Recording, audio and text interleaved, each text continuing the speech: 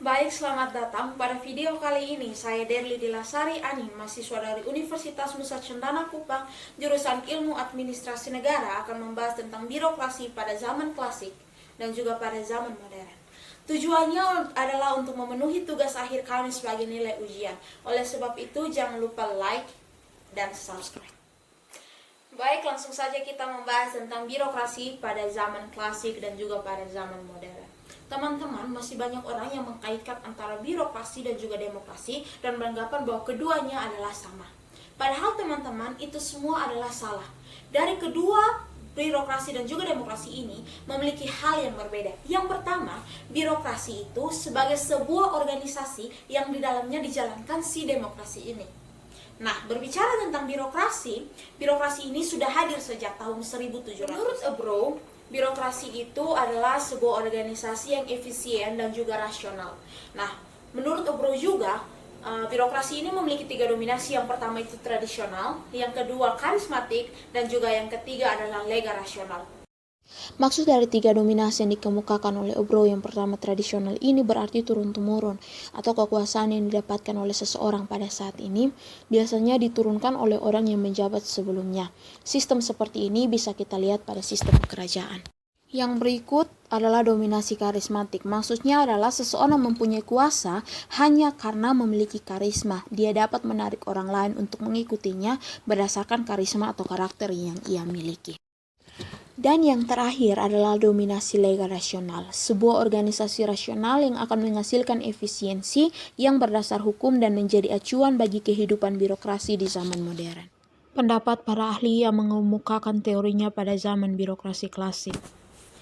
Baik, kita akan membahas tentang ahli-ahli yang mengemukakan teorinya pada zaman klasik. Ada 5. Jadi yang pertama itu adalah Karl Marx. Di sini Karl Marx berbicara tentang pembagian kelas antara si kelas proletar dan juga si kelas borjuis. Di sini kelas borjuis adalah mereka si pemegang faktor produksi dan kelas proletar adalah mereka yang bergantung kepada si kelas borjuis ini. Next, kita berbicara tentang Hegel. Hegel sendiri di sini mengatakan bahwa birokrasi itu ada di tengah sebagai jembatan untuk menghubungkan antara si proletar dan juga borjuis, di mana si kebutuhan proletar ini akan dikatakan kepada si borjuis untuk sama-sama membagi. Sama seperti apa yang dikemukakan oleh Karl Marx, yaitu pembagian kelas. Tapi teori yang paling terkenal oleh si Gutenberg Mosca ini adalah the ruling class atau kelas yang memerintah. Di sini dibagi yaitu class that rules dan class that rule. Kelas yang memerintah dan kelas yang diperintah.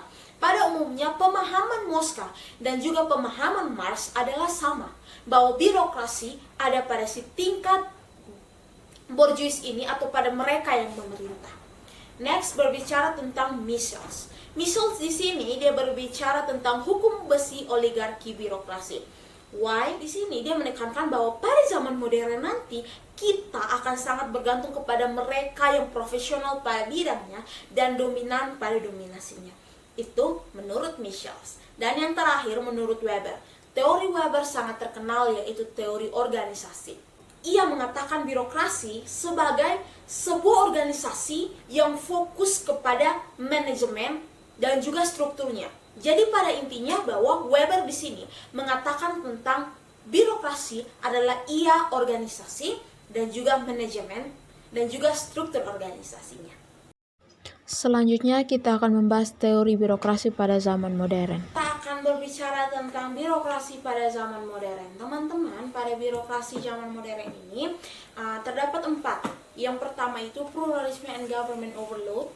Yang kedua itu ada technocratic view, yang ketiga itu ada corporation view, dan yang terakhir itu adalah Marxist. Kita membahas yang pertama yaitu pluralisme dan government overload. Teman-teman, berbicara tentang pluralisme dan government overload sendiri, jika mengartikan pluralisme sebagai satu karakter sendiri artinya jamak atau banyak. Sedangkan untuk government overload sendiri diakibatkan oleh si pluralisme tadi. Maksudnya adalah pluralisme adalah banyaknya tekanan dari luar yang mengakibatkan pemerintah banyak tekanan sehingga ketika mengeluarkan kebijakan itu memiliki tekanan yang lebih. Itu yang disebut dengan government overload. Sedangkan yang kedua yaitu technocratic view. Technocratic sendiri sama seperti yang sudah dikatakan oleh Michels pada zaman klasik, yaitu kita akan tergantung pada mereka yang profesional pada bidangnya. Hal itu pun terjadi pada masa modern. Teman-teman, seperti saat ini yang kita hadapi pada pandemi virus corona, bahwa kita sangat-sangat terikat atau sangat-sangat bergantung kepada mereka yang ahli di bidangnya seperti medis. Teman-teman, pada saat-saat seperti ini kita sangat dan benar-benar bergantung kepada tim medis. Baik, yang ketiga kita berbicara tentang corporation view. Teman-teman, corporation view sendiri artinya itu kerjasama. Corporation view berarti membuka diri untuk bekerja sama dengan cabang-cabang yang lain atau tim-tim yang lain untuk mendapatkan hasil yang sesuai dengan apa yang kita inginkan. Next, berbicara tentang the last is Marxist view. Sama seperti yang sudah dijelaskan pada zaman klasik, bahwa Marx itu membedakan tentang kelas-kelas sosial, yaitu si borjuis dan juga proletar. Namun di sini ditekankan kembali pada zaman modern bahwa sudah tidak ada kesenjangan atau sudah tidak terlalu ada kesenjangan antara si kelas borjuis dan si kelas proletar. Artinya bahwa si kelas proletar sudah mampu untuk perlahan-lahan naik menuju kepada si kelas borjuis tadi. Nah teman-teman, itu tadi adalah penjelasan mengenai birokrasi pada zaman modern dan juga pada zaman klasik. Mohon maaf jika ada salah kata.